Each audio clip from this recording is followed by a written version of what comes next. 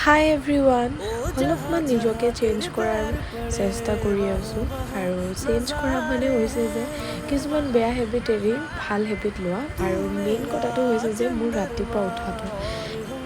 প্ৰায় মানে মোৰ দেৰি হৈ উঠা গতিকে এয়া ৰাতিপুৱা সোনকালে উঠা অভ্যাসটো প্ৰথম কৰিছোঁ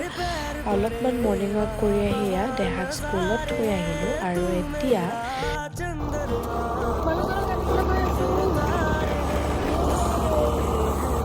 এইফালে আহি গ'ল দেহাৰ দেউতাক আৰু যিহেতু ট্ৰেইনত আহিছিলে গতিকে শিমলুগুৰি ষ্টেচনত